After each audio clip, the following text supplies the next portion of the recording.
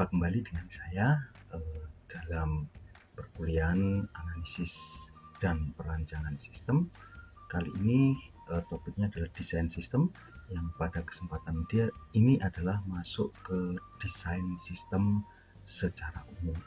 Baik, kita ikuti pembelajarannya. Baik, langsung saja. Berikut ini adalah topik desain sistem secara umum.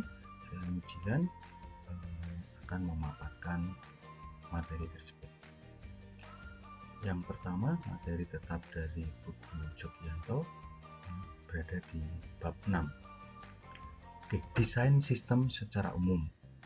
Tujuan desain umum adalah memberikan gambaran secara umum kepada user tentang sistem yang baru. Kita bahas dulu. Jadi memberikan gambaran secara umum kepada usernya itu siapa. Dalam hal ini user adalah yang pertama adalah pihak manajemen yang tentunya sangat membutuhkan adanya sistem baru tersebut. Baru beranjak pula ke bagian operasional dan bagian lain-lainnya. Itu secara umum user. Yang kedua merupakan persiapan dari desain terinci.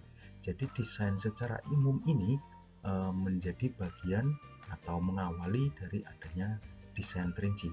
Apa yang didesain secara umum dan apa nanti yang didesain secara terinci. Kita lihat di bawahnya adalah identifikasi komponen-komponen. Nah, di dalam desain secara umum, komponen-komponen ini kan dijabarkan secara umum. Kemudian komponen itu akan dipecah lagi dalam desain secara terinci.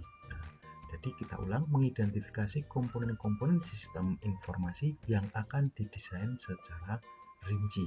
Nah, itu tujuan dari desain umum itu.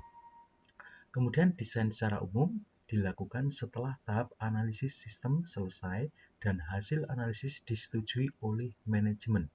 Jadi desain sistem itu memang kalau di dalam SDLC itu akan dilakukan setelah analisis sistem itu mendapat persetujuan daripada pihak yang terkait, yang khususnya adalah pihak manajemen.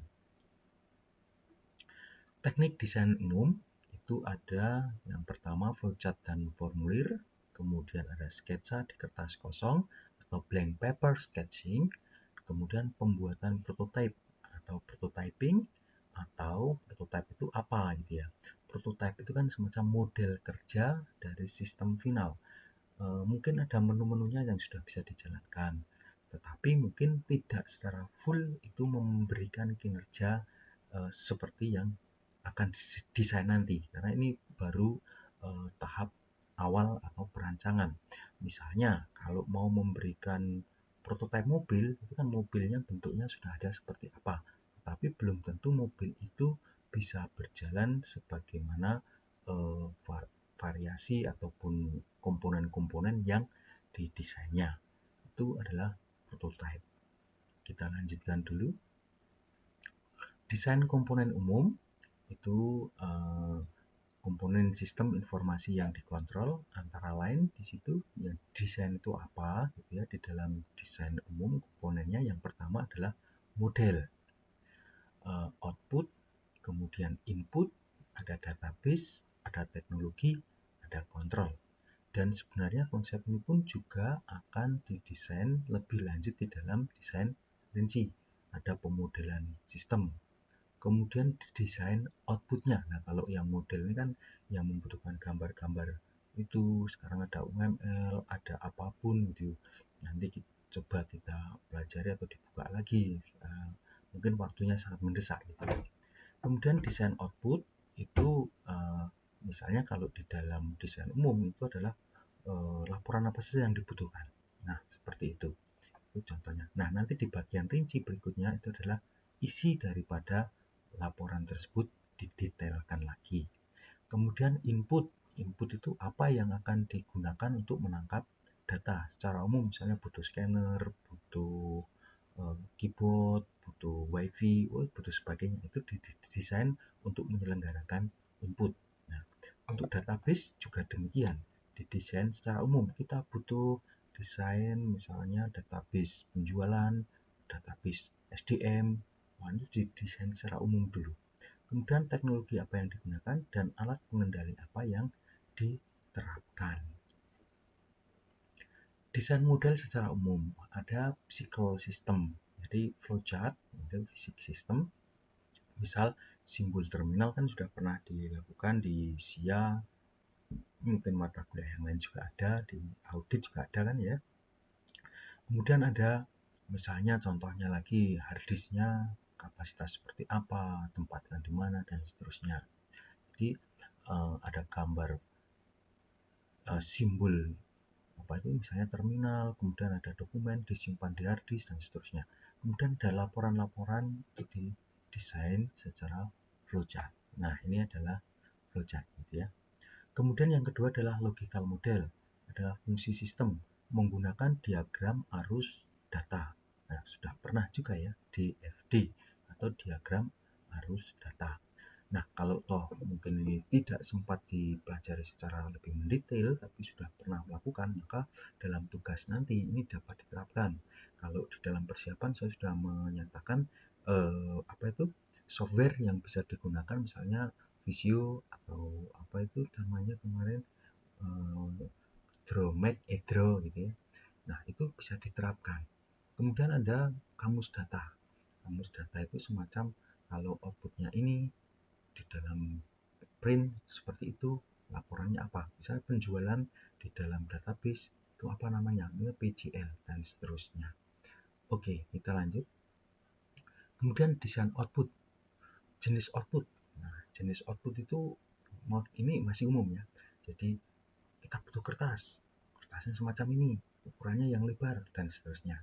Tapi secara rinci itu nanti akan di dalam desain terinci. Jadi sama-sama, tapi jangan bingung ya untuk didesain umum sama didesain terinci. Kemudian ada media lunak atau tampilan layar, kemudian ada output tersimpan di suatu media. Ini jenis output, tersimpannya bisa di flash disk, cloud, kemudian hard disk, drive, sekarang ada Google Drive dan seterusnya gitu ya. Atau di YouTube bahkan gitu ya. Kemudian ada tipe output, itu adalah ini misalnya masuk ini mestinya ya gambarnya gitu ya. Output intern atau internal output itu tinggal disimpan manajemen sebagai laporan-laporan manajemen. Kemudian output eksternal atau external output didistribusikan kepada pihak luar, misalnya faktur, cek, tanda terima, dan sebagainya. Itu semua didesain atau secara umum disampaikan kebutuhannya apa, yang dibutuhkan untuk ini apa, yang dibutuhkan untuk pembelian apa, penjualan apa, dan seterusnya. Itu desain secara umum. Kemudian secara desain input secara umum adalah input device, contohnya keyboard, card reader, sebagainya ya, ada scanner, ada yang menangkap foto dan sebagainya. Kemudian ada penggolongan input, input langsung atau online input device, langsung dihubungkan ke CPU, misalnya keyboard, mouse, touchscreen dan sebagainya. Kemudian ada input tidak langsung, misalnya offline input device, KTC, key to card, KTT, key to tape, atau KTD, key to disk. Jadi itu digunakan untuk menangkap input tapi tidak langsung disimpan dulu di mana, kemudian nanti akan dipindahkan gitu ya. Kemudian ada desain database secara umum, tipe dari file mungkin sudah dipelajari juga, ingat di SIA, dilihat lagi. Di situ ada file induk. Apa itu file induk? Master file yang cenderung tidak berubah, misalnya data pegawai, biodata pegawai, data mahasiswa, itu semua file induk ya. Misalnya nomor rekening, kemudian master barang dan sebagainya. Kemudian ada file transaksi atau transaction file, misalnya ketika penjualan, ketika pembelian, dan seterusnya. Kemudian ada file laporan, itu output dari induk maupun output dari transaksi. Kemudian file sejarah atau history, mungkin penjualan dari waktu ke waktu atau sebagainya gitu ya. Kemudian file pelindung atau backup, di backup di mana. Kemudian ada file kerja atau worksheet file, file aktif gitu ya. Nah, lanjut.